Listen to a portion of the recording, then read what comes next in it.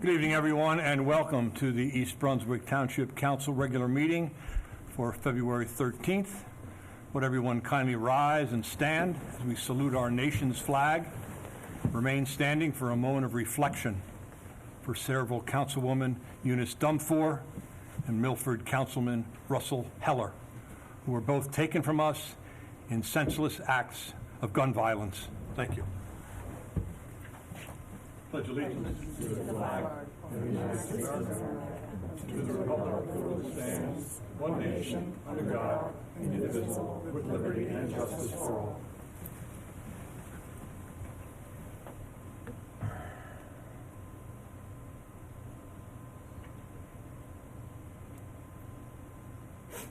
Thank you. Municipal Clerk, will you take the roll and read our statement of public notice? Councilmember Hall. Here. Councilman Wendell. Here. Councilwoman Winston. Here. Councilwoman Zembicki. Here. Council President McAvoy. Here. Also present, Mayor Brad Cohen. Here. Administrator Joseph Cusculo. Here. Township Attorney Michael Baker. Here. Adequate notice of this meeting has been provided as required under Chapter 231, Public Law 1975, by specifying the time, date, location, and to the extent known, the agenda, by posting a copy on the bulletin board located in the main lobby of the East Brunswick Municipal Building, providing a copy to the Home News Tribune and Sentinel newspapers, posting a copy on the Township's website, and by filing a copy in the office of the Township Clerk, which will be entered into the minutes. Thank you. It's a pleasure having Assemblyman Sterling Stanley in the audience with us this evening. Thank you for joining us. Resolution 2381, resolution adopting meeting minutes from January 23rd, 2023. To get a motion? So moved. A second? Second. Municipal Clerk, will you take the roll? Councilmember Hall. Yes. Councilman Wendell. I'll abstain. Councilwoman Winston. Yes. Councilwoman Zembicki. Yes. And Council President McAvoy. Yes. Proclamations, there are none. At this time, it is my distinct pleasure to call upon our mayor, Dr. Brad Cohen, to deliver his remarks regarding the state of the township. Mayor Cohen? Thank you, Council President, council members, staff, administration, and of course, our residents. It gives me a great deal of pleasure to address you all in person and with the expectation that we are now in a post-COVID world. The last 3 years have shown me that while some have wallowed in negativism, most residents in East Brunswick relied on industriousness, compassion, innovation, and grit to get us to this point, and I thank you all for your efforts. I'll be spending time tonight reviewing highlights of each department, but would like to reserve time for the biggest project that the township or most townships will ever face, and that is the prospect of a new high school. Such an endeavor is generational and should be undertaken only after and with cooperation of the entire community. Since the number one responsibility of each of us here serving the community involves public safety, let me start with our East Brunswick Police Department. Besides the 50,000 residents that live here, the department must also attend to the needs of those who work here, who operate businesses here, and who travel here. All this is made more complicated due to the network of major roads that traverse our township. As for accomplishments, last year the department was reaccredited from the New Jersey State Association of Chiefs of Police. This designation validates the procedures, processes, and training needed to operate a 21st century police force who's charged with far greater responsibilities than ever before. Recent events on a national stage point to the importance of these issues. We added more LED solar speed limit signs as police simply cannot be everywhere in the township's 180 miles of roads. Police participated in the Blue Care program, which is a drug addiction intervention program where the police work with counselors, attorneys, prosecutors, and the court to help individuals charged with drug use to earn credit on their charges as they go through the recovery process. Our police training facility was awarded certification by the New Jersey State Police Training Commission to be a satellite to the Cape May Police Academy to train Class 1 special police officers. On the agenda for this coming year is a review of staffing levels along with implementation of the new communication system, a capital item on the agenda tonight for second reading and final approval. I'm going to limit my discussion regarding the Finance Department as I'm reserving comments for a separate address to the Council and the public next month. This is simply too important of a topic to be included in a lengthy State of the Township address. But highlights include the fact that with record low interest rates, something we've all obviously forgotten, we converted most of our notes to bonds at interest rates between 1.16 and 1.86%. I'll say that again, 1.16 to 1.86%. This will give us the stability and lower interest costs over the next 9 to 19 years. With the canceling of significant debt, the township's debt ratio, seen on the board there, stands at 0.358%, one of the lowest debt ratios in the entire state. The township has also maintained its AA+ rating with Moody's, which all of you know is an unbiased indicator of the township's financial stability. Our Parks and Rec department clearly benefited the most as we saw folks return to in-person events.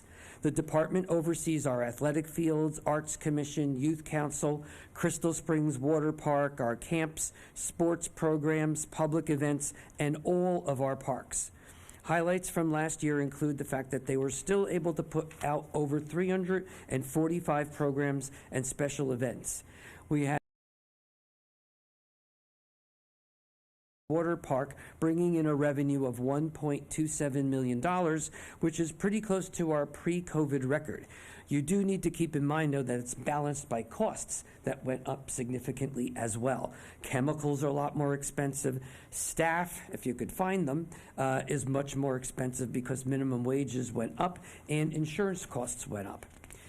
The department received a $75,000 grant to repair Sadowski Park Playground, which will be something that the Parks and Rec Department undertakes this year.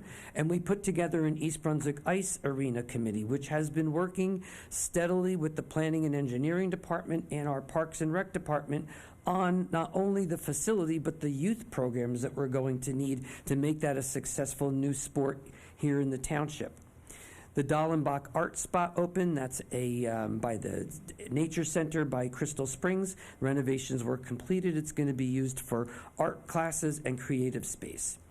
We also saw the installation of the sculpture 6 feet apart, made by resident Karen Baum, who also serves as the president of the Arts Commission.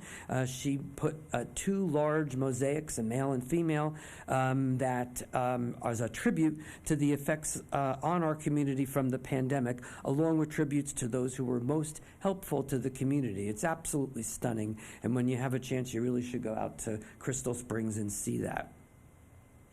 The Planning, Engineering, and Construction Department also had a very busy year. Most notably, they moved to 4 Hearts Lane, and they are working in new space that allows for their physical and technical needs. They are sharing the building with the DPW department, which allows for efficiencies as there's a lot of overlap between both of those departments, so please go out and visit them. They continue on the pavement improvement work projects that we've been doing the last couple of years. That's funded at anywhere between $2 and $4 million a year, which is 2 to 4 times what it was spent prior to taking office. And last year it funded the repairs of about 27 roads in the township. We continue to receive New Jersey Department of Transportation Trust Fund grants. Last year, that money was used to help repave Fern Road, and besides the paving, it also went towards water line repairs, sidewalks, and intersections. This year, Transportation Trust funding, which again we've gotten from the state, will go towards work on Whitehall, so the road work repair will come out of the grant, and the water work line, the line repairs will come out of the water utility. And Tice's Lane, which is a long overdue road for repairs, that we also will be getting Transportation Trust Fund money to do parts of that, and that the developers who are contracted to do their portion of Tice's will be doing theirs as well. So our hope is that we can have that completely renovated this year. We also received $1.6 million in money from the infrastructure grant that was used to help repair the concrete portion of Dunham's Corner Road that goes from Ireland Brook to Cranberry Road, which is shared between us and South Brunswick. Truly the unsung heroes is our Department of Public Works, which operates to ensure that we all have the conveniences of modern living that we generally take for granted. With limited staff, these men and women handle road maintenance, stormwater system maintenance, snow and ice removal, solid waste and recycling collection. They maintain our fleet of vehicles. They maintain all of our buildings, and they maintain our extensive water and sewer system. With the Planning and Engineering Department vacating the space at the municipal building, the DPW department constructed new township conference room downstairs, new space for our growing IT department, and created much-needed storage space in the space that was vacated by the Planning and Engineering Department. They also put down about 1,400 tons of asphalt during the season, repairing the miles of road in the township that needed help. Also want to give a big shout out to residents. This year we were able to reduce by 1,600 tons our solid waste, and that's significant not only because we have a regular contract to pay for solid waste, but we pay tonnage on top of that for the amount that's put into the landfill. So besides the fact that it's saving us money from a sustainability standpoint, it helps maintain the landfill, which is paying the township about $4 million a year in host community benefits.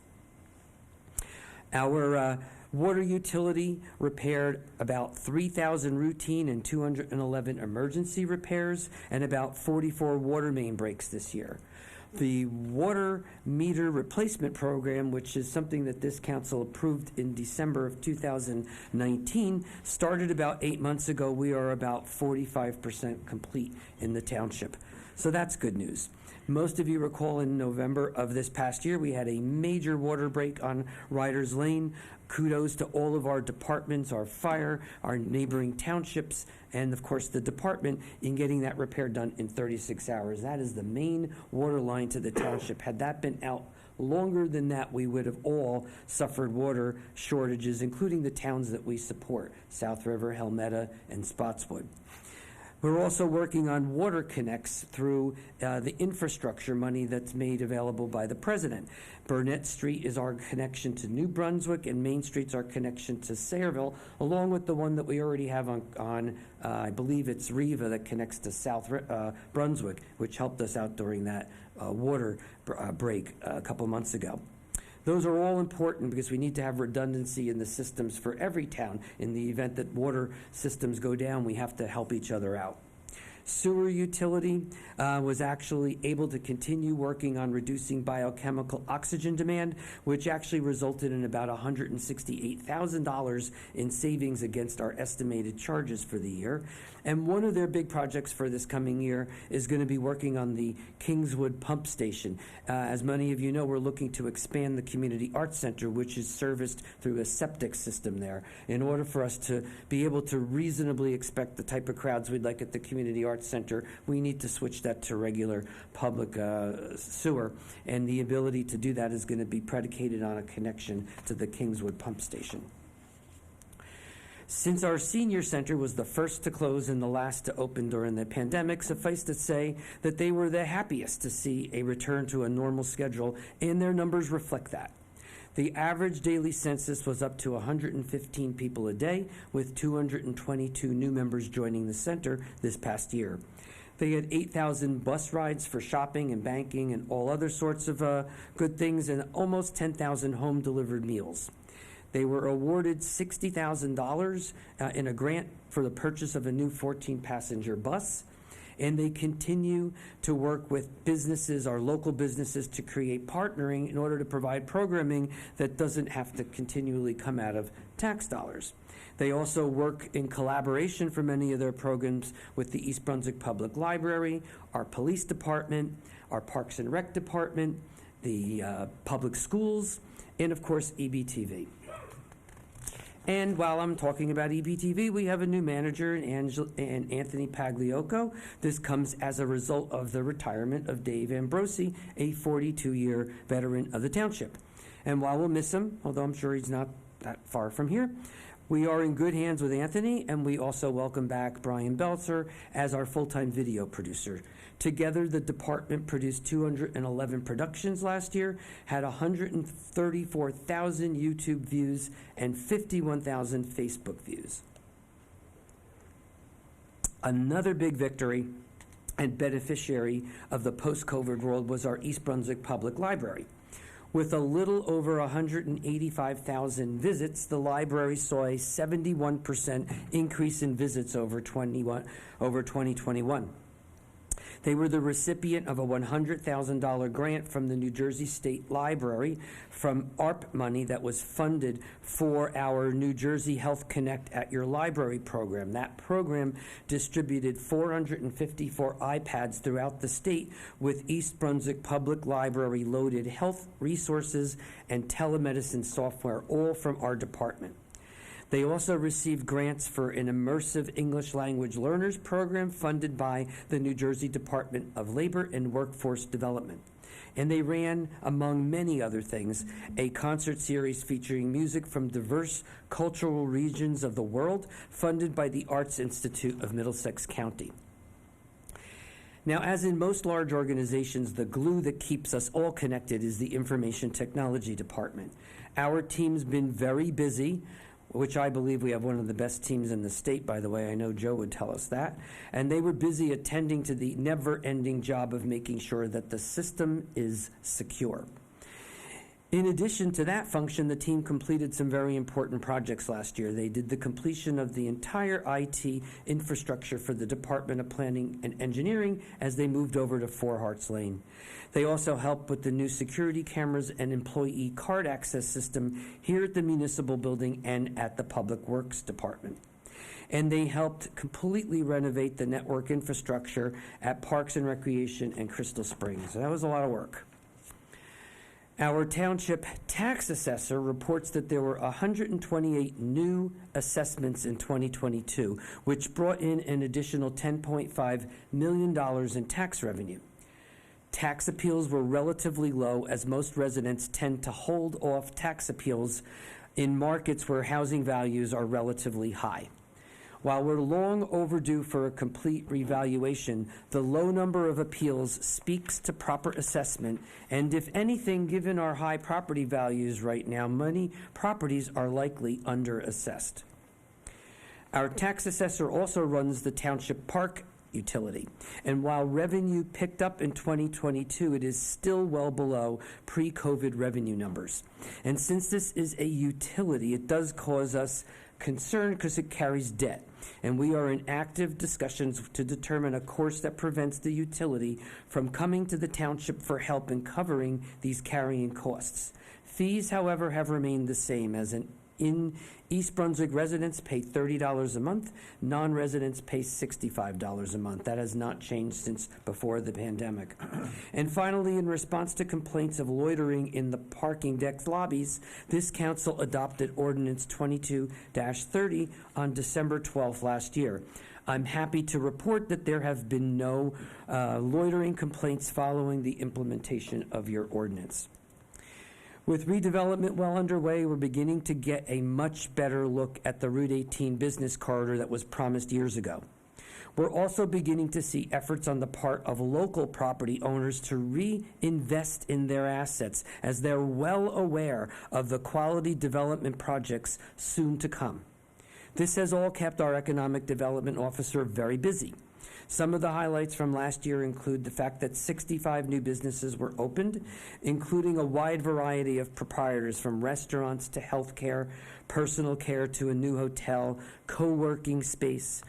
For 2023, many businesses are slated to expand, and we also expect new ones to come in. We expect, among others, a new Asian market, and the Robert Wood Johnson and Children's Specialized Hospital is expected to expand into the remaining space in the old Kmart building. The township maintains a strong relationship with the East Brunswick Regional Chamber of Commerce, which now is over 225 members. The project on 110 Tices, depicted here on the picture, will be boasting 16,000 square feet of retail space and will also be housing the area's municipal ice rinks. Rentals for the first phase of the project is expected to start this fall. Vermella, the project on Route 18, the Russo project, will be bringing in about 40,000 square feet of retail space, and they expect to start construction this fall as well. The Redevelopment Advisory Committee has now, which used to function as the advisory group to the redevelopment agency, recognizing that redevelopment is now well underway, has now been changed to a new name with a new purpose, and it's now called the Business and Economic Growth Advisory Committee, where they could focus on working with the township and redevelopers to try to make sure that we get to the township the type of retail establishments that we have all been asking to see here. With all this good news and accomplishments, I learned during the last year's campaign that this is not always getting to the public. Despite the many modes of communication, whether that be our website, social media, EBTV, online, and conventional news outlets, we can do better. With that in mind, I'm happy to announce that we will be having a marketing manager beginning to work for the township this month. With a township our size, with directors who are focused on their departments, and with many new businesses slated to come to the township, I am certain that a marketing manager will not be at a loss for work. What I'd like to do, though, with the remainder of this time in this State of the Township address is to discuss the plans being considered by the Board of Education and their administration for a new high school. Rarely in any town is there ever a project that is any bigger than a new high school. Yes, we have big redevelopment projects going on, but these are approved by the township, but built and paid for by the developer. A new high school is a once-in-a-generation project, and the costs are borne completely by the residents and property owners in the township through referendum, which you must vote on. To be clear, the Township Council and I want to work with the Board of Education and be their partner. We recognize the importance of providing a top-quality education to our students. Our public schools have been and continue to be the #1 reason that residents move to East Brunswick.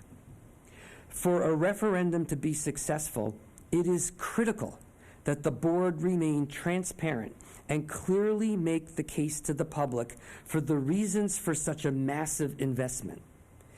In the explanation, the board must clearly show all the options that have been considered before concluding that a new structure is necessary. To that end, they must show why we need a new high school and what other options have been considered.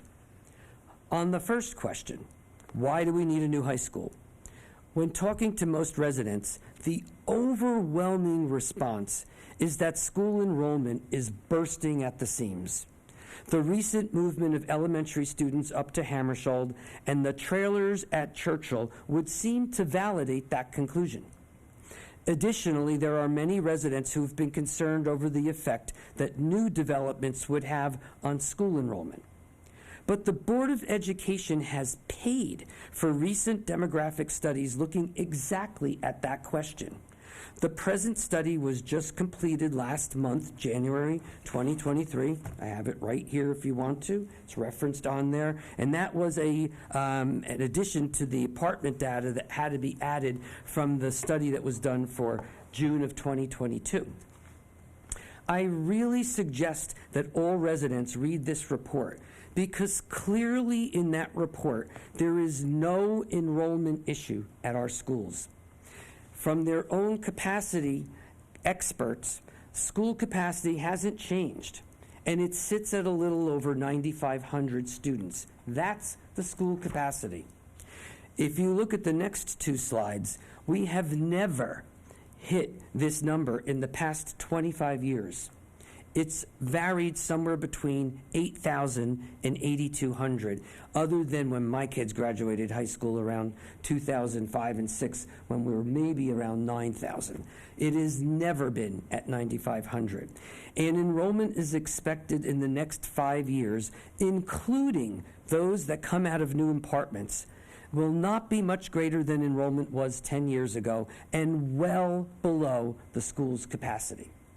So, if we need a new high school, then it's needed because of the condition of the building and its capacity to provide a 21st century education to our students. The board can also point to the cost of repairs, facility needs, the need to provide a 4-year school. Those are all true, but stop leading the public to believe that we are at or expect to be near a capacity issue. It's just not true. When it comes to options, the school board and the school administration should explain clearly to the public all the options that have been considered. These options include a renovation, an addition, a 9th grade academy at the high school grounds, or a new high school, or some combination thereof. With that explanation, there should be a full explanation of the pros, the cons, the costs of each option, and why you have settled on a new high school. To date, that has not been done publicly. It is my understanding that the board has also had one meeting of its ad hoc committee for a new high school. The agenda is on the board there. The plan is for this group of about 30 people to opine on a new high school. This committee is expected to complete its work by June of this year, a couple of months, and is expected to give the board direction on proceeding with the process. This would be seen by the board as justification to move forward with planning, architectural, engineering, facility planning, all to be ready for a referendum by the November 2024 election cycle. Now, with inflation, supply chain issues, increase in interest rates, let us all be fully aware that this will be an expensive endeavor. The article up there shows you Perth Amboy is completing a new high school and has similar enrollment numbers to East Brunswick. That article that was written in September of 2021 estimated the costs at that time at $283 million. I have just spoken to the mayor about 2 weeks ago. They are well over $300 million now. The township stands behind our schools, and we are willing to use pilot money secured through our ongoing redevelopment projects to help support the school's building needs. We will do that. I made this offer exactly 1 year ago at my last State of the Township address. But this offer comes with the following conditions. Condition one, the Board of Education and its administration must work with township departments from the beginning of the project. This includes our Planning and Engineering Department, our Police Department, our Department of Public Works, our Water and Sewer Utility, and this administration and my office. We must all be working together to avoid costly errors. Most recently, the Assistant Superintendent for School Operations, who also functions as the township, as the board's secretary, board secretary, and CFO of the schools, scheduled a meeting with the county to discuss plans for a new entrance to the high school on Summerhill Road. This meeting included the engineer and traffic study consultant he hired to provide testimony to the county. There was no inclusion of our professionals until they were asked to attend by the county. The testimony that was given by our engineering and police department clearly showed that the proposal would not be supported by the township for many important reasons. Now, that advice could have been given for free had the Board of Education administration started by having a meeting right here in the township. So besides the embarrassment, you've wasted taxpayer money by your actions. So it's not a good start. We can do better. We need to do better. Second condition, the Board of Education needs to get out into the community and engage their support. Everybody needs to feel that they are part of the process, and everybody needs to see a benefit to a new high school. This includes the elderly, those who don't have children or will never have children use the new high school, property owners who don't even use the schools, as well as those who will directly benefit. This 3 to 4 month ad hoc committee of 30 people cannot be your only reach to the community. We must do better. And finally, and most importantly, the plans must include a community center on the grounds of the new high school. Absent definitive proof given to me and our township professionals that there is no land available for a center, we must show residents that there is a public purpose besides the public schools. This is our chance to provide, as you could see in this picture, it's brought up to me all the time, the community center in Woodbridge. This is our chance to provide a community center that residents have been requesting for years. I have no intention of looking for property that would need to come off the tax rolls when we already have property that doesn't pay taxes. We can provide the indoor pool and the indoor pickleball courts and the indoor basketball courts and meeting space and a host of other things that residents have been asking for. This can easily be shared with the schools under township control, and I do not buy any claims of security issues. We could do this. Now, I don't think that any of these requests are onerous. I suggest the Board of Education take the offer, as pilot funds can and should be used to offset the final cost of this $300 million project. And while I'm on the topic of project costs and contributions, let us talk about the additional $12 million in state aid that the public schools received over the last 2 years, and the fact that the governor has continued to work towards full funding of public schools. The articles over here address the 2021 and 2021-22 and 22-23 school years. $5 million in the first, an extra $7 million in the second. $12 million. This means that East Brunswick can, if he continues to fund fully public schools, we can expect this funding to continue to go up. Boards of education across the state have continued to complain for years that the reason for increased school budgets was the fact that state aid had been cut, forcing more affluent communities to rely on property taxes for the difference.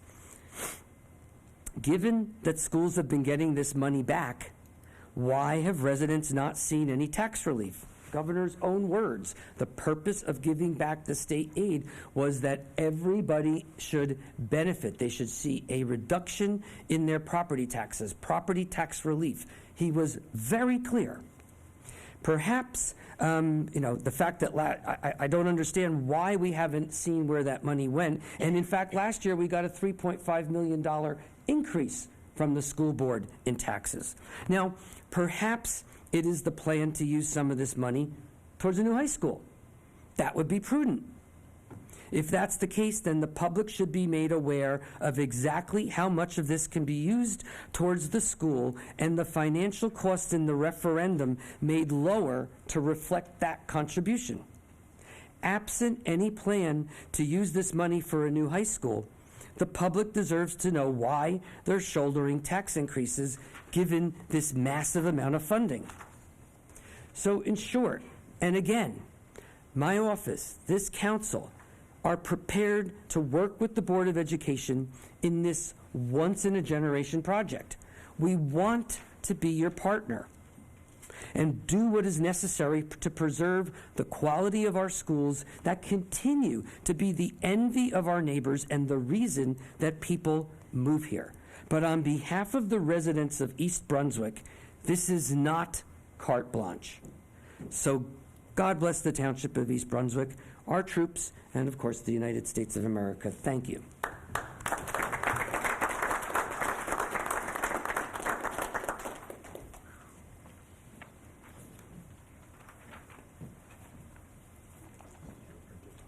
Thank you.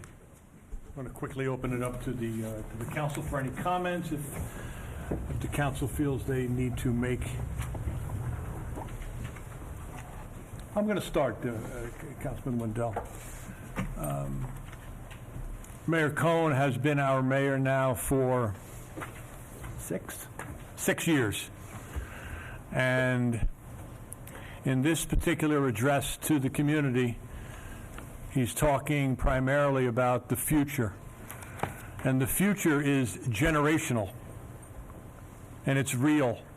And it's something that in order for us to move forward, it's going to have to be a joint effort between not just the council and the mayor and the Board of Education, but the entire community. And we, up here on the council, are looking forward to that discussion. Anyone else? Once again, thank you, Mayor Cohn. Ordinance for a second public reading. Ordinance number 2305. Municipal Clerk, would you kindly read that? A bond ordinance providing for various capital improvements in and by the Township of East Brunswick, County of Middlesex, State of New Jersey, appropriating $2,730,000, therefore, and authorizing the issuance of $2,600,000 in bonds or notes to finance part of the cost thereof. And the council should recall a detailed explanation of this by Mr. Criscuolo at our previous meeting. Do I have a motion? So moved. Second? Second. I'm going to open this up to the public on this issue and this issue only. Is anyone from the public like to speak on ordinance 23-05? I'm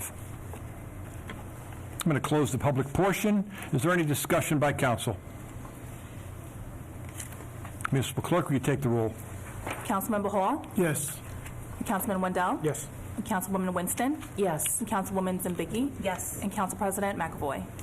Yes. Thank you. Ordinance 2306. Municipal Clerk, would you kindly read the ordinance?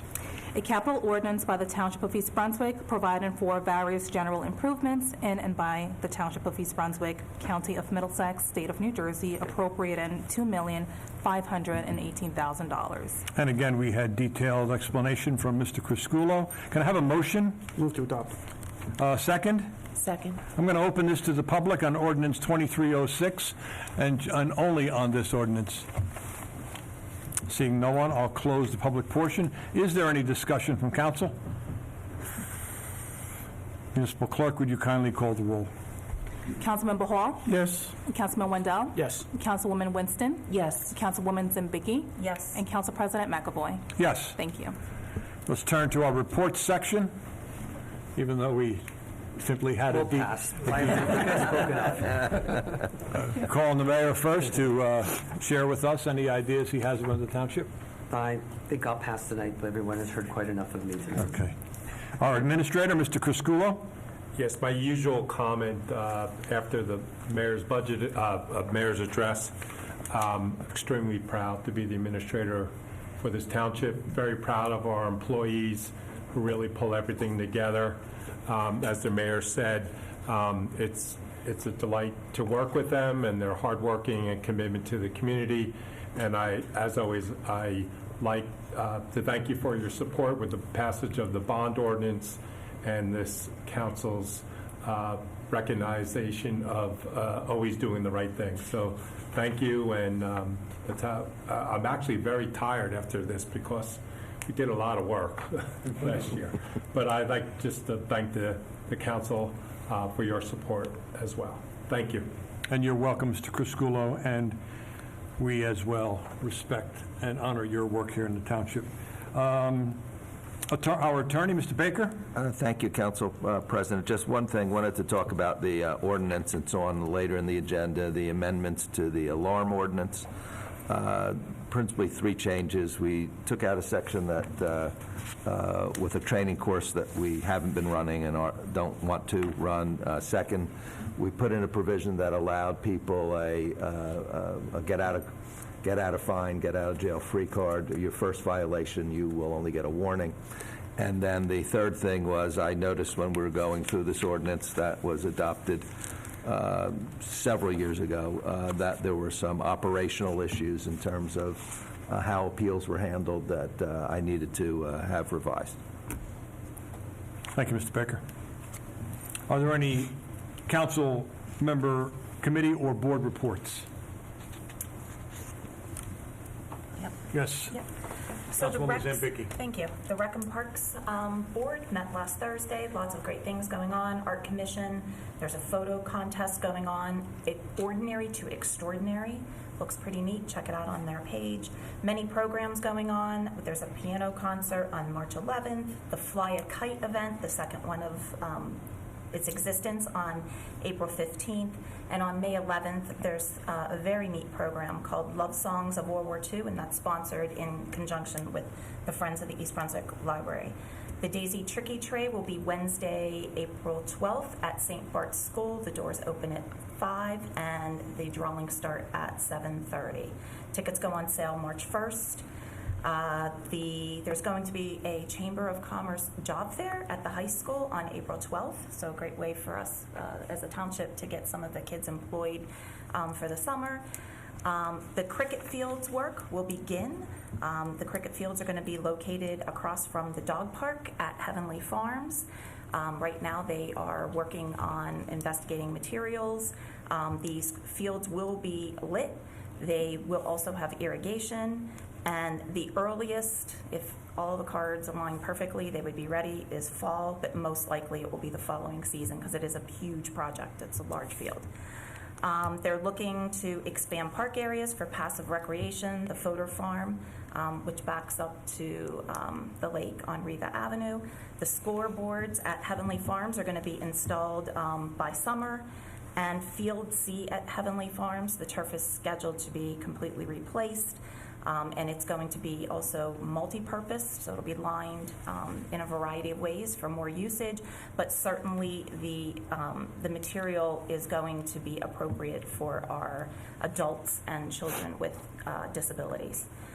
And some other improvements that are being worked on: the stairs at Welsh Park, the fountain at the pond at the Municipal Center, bleachers at Heavenly Farms, resurfacing of the tennis courts at Bicentennial Park is like something they're looking at next. The prices are coming in very high, so they're investigating that. And the Community Arts Center Committee continues to meet to talk about expansion use. And very cool, Mike Reisner met with the Rutgers Adult Autism Service personnel to talk about their program and look at ways that we could partner with them for our DAISY program to focus on our students when they age out, so adult programming. So that is something that they're looking to start soon. And March 1st is the release of the spring and summer rec programs and registration for Crystal Springs, the camps, and all the other smaller rec programs that go on throughout the spring and summer. That's it. Yeah, that's it, but, right. I mean, do you get out of the meeting at a decent hour, or do you start at lunchtime? It's And that just goes to fun show, meeting. I beg your pardon. And it just goes to show how that report is intertwined with the work that the mayor and this council is doing for our community. Are there any other committee or board reports? Yes, Council. Councilwoman Winston. Thank you. The Water Policy Board met last week. It was my inaugural committee meeting with them, and I was blown away by the level of their knowledge and level of detail that these people have to sustain on a regular basis to continually, reliably deliver quality water to us all. So I'm very much looking forward to this appointment. I had an eye-opening experience with what goes on there. And they are seeking another appointee for the committee. So if you're interested, please, you can send your resume with a cover letter to the mayor's office. And we're also seeking actively a student representative to join us. It would be a great opportunity for anyone, any of the students out there, to learn all about the workings of what we do at the DPW and with our water. It's a great experience. That's it. Thank you. Welcome. Thank you. Okay, Mayor, is that a, no? Let's move on to the public portion of our meeting. And Madam Clerk, would you please read the public comment statement? The public comment, can you hear me? It's on, Is it yes. on? The public comment portion of our meeting is to allow the public to bring to the council's attention their concerns or comments. In accordance with NJSA 10:4-12A and the East Brunswick Rules of Council, the council asks the public to limit their comments to 5 minutes or less. At the conclusion of the statements or questions from a member of the public, the council president, at his discretion, may choose to respond or not respond, or to ask administration to respond. Thank you. When you are beckoned to the podium, please give us your name, spell your last name, and your address for the record. Is there anyone who would like to address the chair? Me. Please. Good evening. My name is Wayne Lyons, Lyons. I live at 188 Milltown Road. I'm here tonight to remind people that the fire district elections are again this Saturday from 2 to 9 at each of the firehouses. It's a vote for a budget, and you also get the vote for fire commissioners. Once again, I am running for commissioner. I would ask for support for people for District 2. District 2 is the area from Obridge Turnpike to Fern Road. It's from Racetrack Road to New Brunswick. So if you live in any of those areas, and if you have any doubts, just look at your tax map, and it says on there District 2. So anybody has any questions, they can surely comment. Maybe you want to tell them where your polling place is? 216 Joseph Street. It's right 2 streets behind the Colonial Diner. How about the other two districts, Mr. Lyons? Do you have their exact I location? don't have. Right, do you know what street they're on, though? I believe District 1 is on Pine Street, but I don't know where District 3 is. District 3 is at Dunham's Corner Firehouse, Is it? Okay. right next to the EBBL, Oh. across from Crystal Springs. Okay.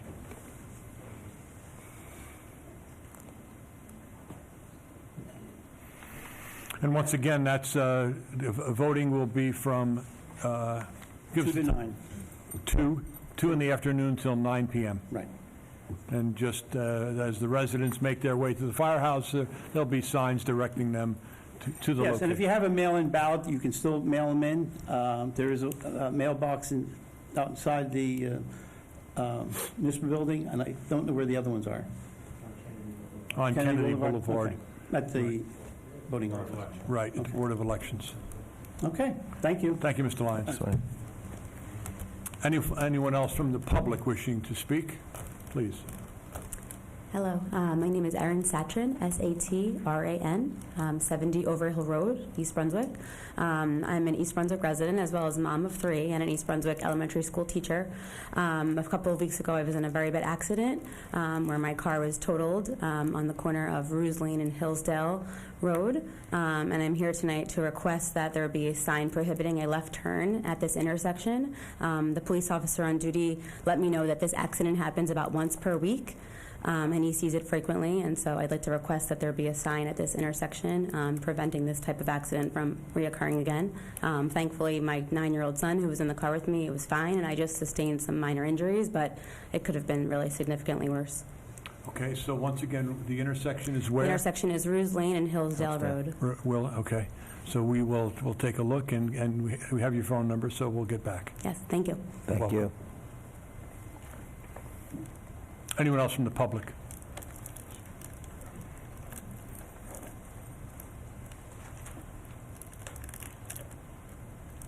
Hello, good evening. Good evening. My name is Fanil Chaliawala, Chaliawala. I'm residing at 196 Dulce Lane, East Brunswick. So today I came here to thank, first of all, Mr. Mayor and entire management for the tremendous work that you guys have been doing in terms of development of East Brunswick, right? I am representing today on behalf of my or our East Brunswick very first East Brunswick cricket team. We have all our folks over here, and basically what I wanted to just lay out over here is to, on behalf of my entire team, a thank you for all the efforts that you have done, especially Mr. Councilman Dinesh Bell, as well as entire council over here who helped us out, put together a cricket pitch in Bicentennial Park.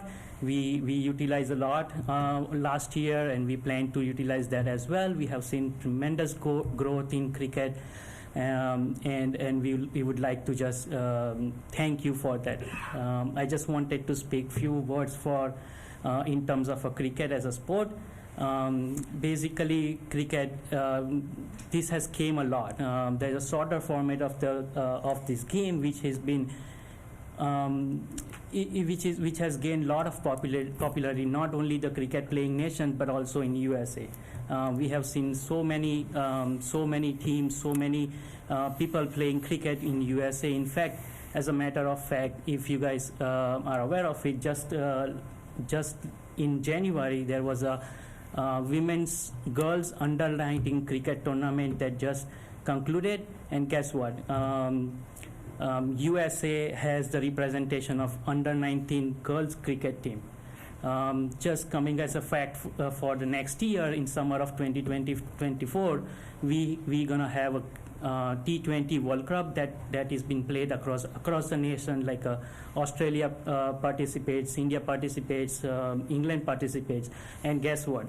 USA and Caribbean is hosting that World Cup. So there has been tremendous support. There has been tremendous popularity in this sport.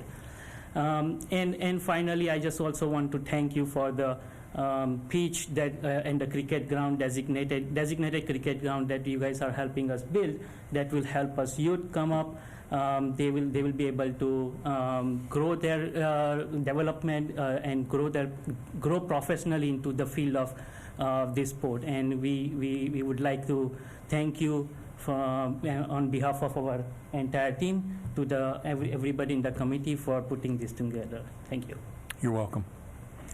Yeah, we're looking forward to the from our report from maybe into hopefully the fall. This Yes. project can be done in the fall, and that would be a wonderful way to wrap up the old year, having the mayor and the council come out to the first game on the new cricket field. Yep. Maybe stay around a little bit later, turn the lights on, and Play a night game. Yep. and it's going to be an exciting day here in East Brunswick. So thank you for coming out and saying thank you, because we're proud of what we're doing here. Thank you. Thank you very much. Anyone else from the public wishing to speak? I will close the public portion. Resolution 23-82, resolution authoring a budget transfer in accordance with NJSA 40A 4-58. We have a motion to adopt. Second? Second. And is there any discussion on this resolution? Municipal Clerk, please call the roll. Councilmember Hall? Yes. Councilman Wendell? Yes. Councilwoman Winston? Yes. Councilwoman Zimbicki? Yes. And Council President McAvoy. Yes, before I begin the consent agenda, Mr. Crisculo, is there anything you need to comment on? Yes, I just want to I'd like to make one comment on the 2392. As the mayor spoke about in his presentation, we're going to receive TTF funding for the repair of Whitehall. So I just wanted to make mention of that. So that is not all coming from taxpayers' money. It's coming from the Transportation Trust Fund, and then the other portion for the water line actually comes from the water utility. That's all, sir. Thank you. Does anyone need anything removed from the consent agenda?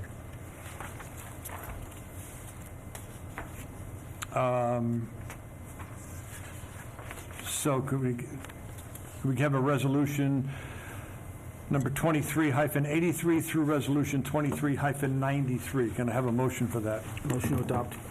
And a second? Second. Municipal Clerk, will you call the roll?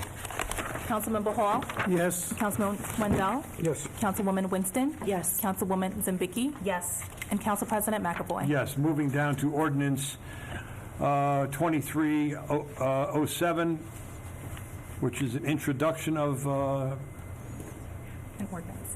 right, from public hearing for our second reading will be February 27th. So this is ordinance 2303. Municipal Clerk, would you read that, please? An ordinance of the Township of East Brunswick amending Chapter 43 Alarm Systems of the revised general ordinances of the Township of East Brunswick. Okay. And can I get a motion? So moved. Second? Second. Any discussion on this? Municipal Clerk, we call the roll. Councilmember Hall, Yes. Councilman Wendell, Yes. Councilwoman Winston, Yes. Councilwoman Zambicki, Yes. and Council President McAvoy. Yes. Ordinance 2308. Municipal Clerk, would you read that, please? An ordinance of the Township of East Brunswick, County of Middlesex, State of New Jersey, amending Chapter 209 of the Township Code of the Township of East Brunswick, entitled Vehicles and Traffic, to establish a traffic control signal at the intersection of Church Lane and Fresh Ponds Road. Any discussion on that? I just would like to have Mr. Baker, I mean, this traffic light is already here. It's actually us accepting the use of it, correct? Correct. The light is there, it's operational, and once it's up and running, the council needs to accept it. We've done Also, this numerous times over the years. Yeah, keep in mind, it used to be a flashing light, so as required by law, acceptance, converting in our code that it's a flashing light and putting in it as a regular Controlled. signal. Yeah. And there was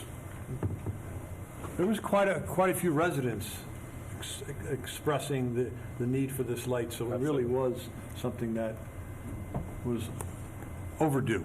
That, Council President, that intersection saw a couple of serious accidents Yes. each month. I mean, I had some great conversations with Farmer Jimmy Giammarise about, right? Brings a smile to everyone's face. Mr. Giammarise, one of our premier farmers in town, and was always talking about that intersection, so I'm glad we finally have that done. Can I get a motion for that? Motion. I'm sorry. Oh, I beg your pardon, Mayor Cohn. Yes, I mean, just for the public, and in particular the resident that brought up the issue of the intersection of Hillsdale and Ruse, that's how we get these things done. Clearly, the roads were designed many, many, many years ago for not the level of traffic that we have today, not the level of people that have the ability to figure out how to go on their GPS and scoot from one town to another and use our roads to figure that out. And so periodically, when we get these type of issues, there's a process that we have to go through, and that's exactly what we did here as well, where the police go out, they look at accident data, they look at sight lines, they look at the traffic that's there now, and it's very possible that we just need to update it. And so we're happy you're fine and your children, but this is how the process starts, so I thank you for coming out. Get a motion on this ordinance? So moved. Second? Second. Municipal Clerk, call the roll. Councilmember Hall, Yes. Councilman Wendell, Yes. Councilwoman Winston, Yes. Councilwoman Zambicki, Yes. and Council President McAvoy. Yes, add-on resolutions, none, unfinished business, none, for the good of the cause. Councilwoman Zambicki? Just very quick, had an opportunity to attend a workshop this past weekend for newly elected and veteran elected officials. It was wonderful. It just shows how, we are all continually learning. East Brunswick received some great accolades during the workshop. The fact that our Moody's bond rating is so high, and the way our local government, and give kudos to our clerk and our business administrator and our attorney and all the people working in East Brunswick for really, East Brunswick definitely shines in our state, and that was evident at this meeting.